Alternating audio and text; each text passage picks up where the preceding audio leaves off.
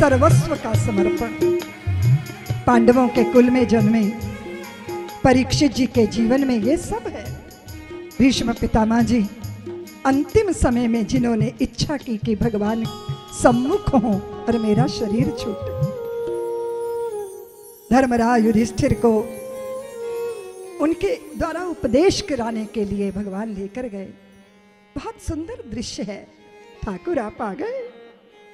मुझे वो समय याद आ रहा है जब घोड़ों की टापों से उड़ने वाली धूल ने आपकी घुंघराली अलकावली को आच्छादित कर लिया था। आपने कहा था मैं शस्त्र नहीं उठाऊंगा, और मैंने कहा था मैं आपको शस्त्र उठाने के लिए विवश कर दूंगा। मेरे प्रण की पूर्ति के लिए आपने अपने प्रण को भंग किया नाथ। मैंने बहुत कार्य किए पर मेरा एक कार्य शेष रह गया, द्वारकाधीश। आज तक मैं अपनी पुत्री का विवाह नहीं कर पाया।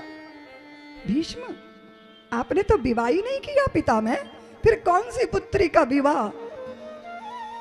तो भीष्म पितामह बोले प्रभु मेरी बुद्धि रूपी पुत्री अभी कुंवारी है, तो मेरी मति रूपी पुत्री का आप पाणी ग्रहण कर लीजिए। अगर मेरी मति आपके रंग में रंग जाएगी तो धन्य हो जाएगा, धन्य हो जाएगा उसका जीवन। मेरी बुद्धि मेरी मति, और कदाचित हमारी मति श्याम रंग में रंग जाए। दिल में समा गया है, कोई रूह पे छा गया है, कोई आप ही आप रह गया है, मुझको मिटा गया है कोई। अगर मति में श्याम सुंदर है, अगर मन में श्याम सुंदर है, तो मृत्यु के प्रसंग में संसार हमारे हृदय में नहीं आ सकता। मरते समय राम राम राम राम कहने वाले भी कई बार रायता रायता बोल देते हैं, राम राम नहीं कह पाते। मृत्यु के समय भी लोगों को लगता है मुझे बचा लो, मुझे बचा लो, वेंटिलेटर पे चढ़ा दो, चाहे कुछ भी कर दो, जिजीविषा ऐसी होती है। और अगर हमारा अभ्यास नहीं है, अगर रोम रोम में रमे राम नहीं है, तो मृत्यु के समय क्या याद आएगा देवियों? रो रहा है बैठा, बड़ा बेटा कहता है छोटा मंझला बाप जी क्यों रो रहे हो, आराम से मर जाओ, निश्चिंत हो जाओ, हम सब आपके पास हैं। बोले इसीलिए तो रो रहा हूं कि अभी मैं मरा नहीं तो तुम दुकान बंद करके आ गए, मेरे मरने के बाद मेरी दुकान का क्या होगा? मैं तो रोई इसलिए रहा हूं। अब बच्चे प्लानिंग कर रहे हैं कि दादाजी मरेंगे तो लेके कैसे जाना है। तो एक कहते हैं म्यूनिसिपल कमेटी का ठेला ले आएंगे, दूसरा कहता है नहीं नहीं बड़ी बग्गी में ले जाएंगे। तो बाप जी सुन रहे थे अंदर, कूले टेक के बैठ गए, बोले लाओ मेरी चप्पल, शमशान घाट पैदल ही चला चलता हूँ, इतना खर्चा करने की क्या जरूरत है? इसको बोलते हैं आसक्ति। वो संसार ऐसे अंदर बैठता है हमारे। इसलिए मृत्यु के समय में भीष्म पितामह ने कहा कि श्याम सुंदर जब मेरे प्राण तन से निकलें तब आप सम्मुख रहिएगा। तो मन को समझाइए कि क्या गुनगुनाना चाहिए। अच्छा क्या गुनगुनाता है मन? कभी देखा तुमने? आपका मन क्या गुनगुन गुनगुन गुनगुन करता है? वाणी से चुप हो पर अंदर गुनगुन गुनगुन गुनगुन चल रही है। क्या चल रही है? कभी अपने मन को खंगालो कि ये क्या बोलता है, क्या बातें करता है। कभी कभी मन इतनी बकवास करता है कि मुंह पे चांटा लगाओ मन के कि बस कर, बकबक करे जा रहा है।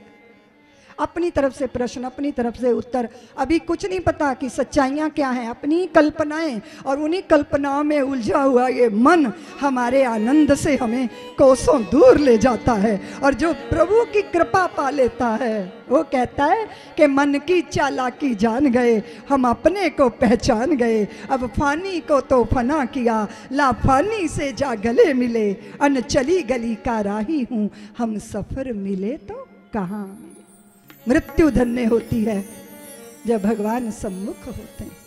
परीक्षित बड़े हुए और जब द्वारकाधीश भगवान ने स्वधाम गमन किया तब पांडवों ने भी स्वर्गारोहण कर लिया और परीक्षित को राजा बना दिया। देखो एक तरफ धृतराष्ट्र है, 100 पुत्रों के मारे जाने के बाद भी भोग की लालसा नहीं गई, विदुर जी जैसे संत को उपदेश देना पड़ा। लेकिन जब समाचार यहाँ मिला पांडवों को कि द्वारकाधीश का स्वधाम गमन हो गया, तो उन्होंने परीक्षित को राजगद्दी देके स्वयं स्वर्गारोहण किया। और यह परीक्षित एक दिन आखेट के लिए गए तो उन्होंने एक वृषभ और एक गाय के संवाद को सुना। कलयुग राजाओं के से वस्त्र पहने त्रास दे रहा था और धर्म के 3 पांव टूट गए थे, वो एक ही पग पर खड़ा था और गैया रुदन कर रही थी, अश्रु मोचन कर रही थी। भगवान का स्वधाम गमन हो गया, इसलिए धरती पाप से पीड़ित होकर व्याकुल थी।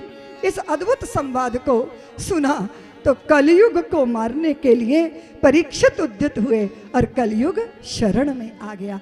कभी कभी दुष्टों का दमन करना मुश्किल होता है।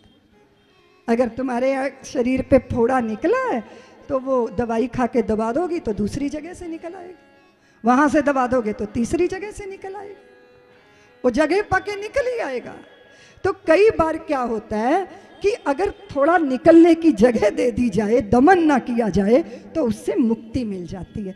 तो कई लोग ऐसे दुष्ट होते हैं कि उनका दमन नहीं किया जा सकता, कहीं कहीं फिट कर दिया जाता है कि यहाँ पड़े रहो और अपना साम्राज्य चलाते रहो। तो सारग्राही थे परीक्षित, उन्होंने कलयुग को जगह दे दी। किसमें दी? जुए में दी, स्त्री में दी, स्वर्ण में दी, हिंसा में दी। कहाँ है जगह? जहां हिंसा है, जहां अभिमान है, जहां कामना है, जहां वासना है, अधिकार की भावनाएं हैं, जहां लोभ है, जहां लालच है, कलयुग तो वही है। और एक दिन जरासंध का मुकुट लगा के निकल गए परीक्षित और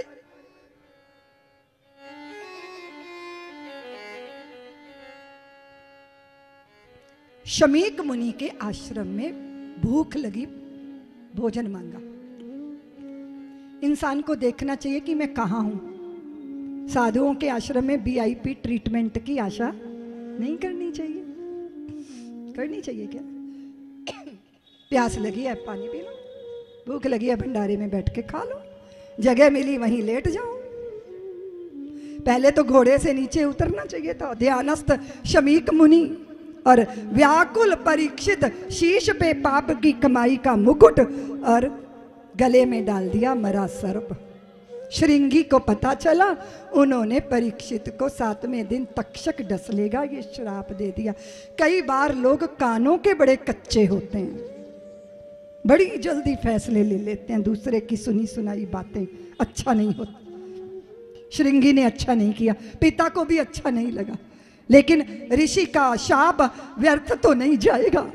जब परीक्षित को पता चला मैं शापित हो गया, तो परीक्षित बचने का उपाय नहीं कर रहे, उन्होंने फटाफट जनमेजय को राजा बनाया और स्वयं गंगा के किनारे जाके वृक्षों के नीचे बैठ गए, अनशन का त्याग, अन्न जल त्याग दिए और साधुओं से पूछने लगे, मरना जिसके नजदीक हो जाए, मृत्यु जिसके पास आ जाए, उसे क्या करना चाहिए?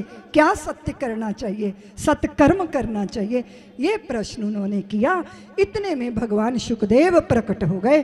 सारे साधु उठ के खड़े हो गए कि शुकदेव नहीं आए परीक्षित, साक्षात मुक्ति चल के तेरे दरवाजे पे आ।